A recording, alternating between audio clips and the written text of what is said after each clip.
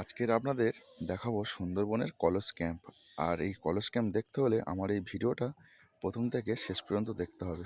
নমস্কার, কেমন আছেন সবাই? সকাল সকাল রেডি হয়ে বেরিয়ে পড়লাম কৈখালির উদ্দেশ্যে। আর এই যে লঞ্চগুলো দেখতে পাচ্ছেন, এগুলো সুন্দরবন ব্যবহার করা হয়। খেয়ার বোর্ডে চলে গেলাম কৈখালির উদ্দেশ্যে। আর এই কৈখালি যেতে যেতে দেখতে পাচ্ছেন যে কত সুন্দর পাখি গাছের উপরে বসে আছে, বিভিন্ন ধরনের পাখি। আর তারপরেই উঠে গেলাম টুরিস্ট বোটে।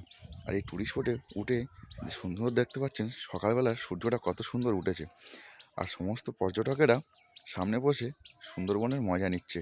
চারিদিকে জঙ্গল, জল, এই সমস্ত জিনিস দেখতে দেখতে সময় হয়ে গেল দুপুর। বেলা গড়িয়ে এই দুপুর হয়ে যাওয়ার সময় আমাদের রান্নি দাদা রান্না করতে ব্যস্ত হয়ে পড়েছে। আর রান্না করার পরে আমরা চারিদিকটা একটু দেখছি যে সুন্দরবনের চারিদিকে যে ঢেউ, জল, এগুলো দেখতে দেখতে আমরা পৌঁছে গেলাম কলস ক্যাম্পে।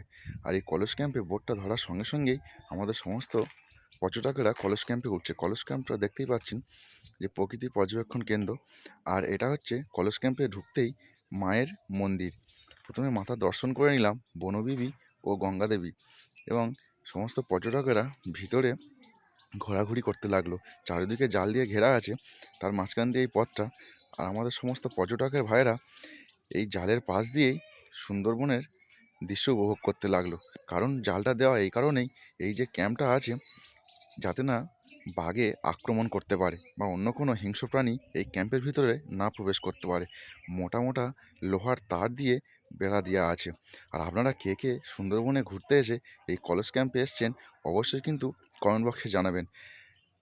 ঘন্টা দুয়েক ঘোরাঘুরি করার পরে একটু সুন্দরী গাছ দেখিয়ে, ঘোড়ান গাছটা দেখিয়ে চলে যাচ্ছি আস্তে আস্তে বোর্ডের দিকে।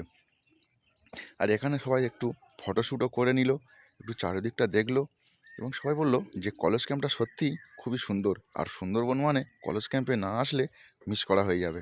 তাই কলেজ ক্যাম্পের সামনে বসে সবাই একটু ভিডিও, একটু ফটো সবাই শ্যুট করে নিল। আর বন্ধুরা, আমরা এবারে বেরিয়ে পড়বো বনি ক্যাম্পের উদ্দেশ্যে। তাই সবাই এক এক করে বোর্ডের উপরে উঠে পড়তে লাগলো।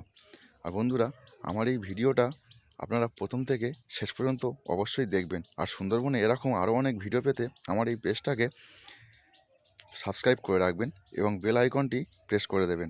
আর এই যে সুন্দরবনের খাড়ি, এখানে দেখতে পাচ্ছেন সুন্দরবনের যে লবণাম্ব গাছগুলো, এই গাছগুলো সত্যিই খুবই অদ্ভুত, যা সুন্দরবনের নোনার জলেও বেঁচে থাকতে পারে।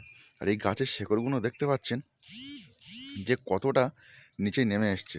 আর দেখতে দেখতে দুপুরও হয়ে গেল। আর তারপরে আমাদের রান্নি দাদা হাঁস নিয়ে আগুনের উপরে পোড়াতে শুরু করে দিল। এটা আজকের মেনু হবে হাঁসের মাংস আর ভাত। তাই আমাদের রান্নি দাদা হাঁসটাকে এদিক ওদিক উল্টে পাল্টে আগুনে একটু পুড়িয়ে নিল। আর তারপরে এদিক ওদিক ঘোরাঘুরির পরে চলে এলাম গাজীর কাছে। আর এই গাজীর কাছে আস্তে আস্তে নদীর জল দিয়ে ভেসে যাচ্ছিল এই ফলটি। এই ফলটির নাম কজনে জানেন আপনারা কিন্তু কমেন্ট করে অবশ্যই জানাবেন। তারপরে নদীর পাশ দিয়ে একটু হেঁতাল বনটাকে দেখে নিলাম, যেখানে বাঘের হচ্ছে ঘর। এই হেঁতাল বন আর চারিদিকে যে ঘন অরণ্য, আপনারা দেখতেই পাচ্ছেন সুন্দরবনের যে একটা রোমাঞ্চকর অ্যাডভেঞ্চার পরিবেশ কীভাবে তৈরি হয়েছে। বন্ধুরা নমস্কার, আমার এই পেজটিকে সাবস্ক্রাইব করে রাখবেন, বেল আইকনটি প্রেস করে রাখবেন।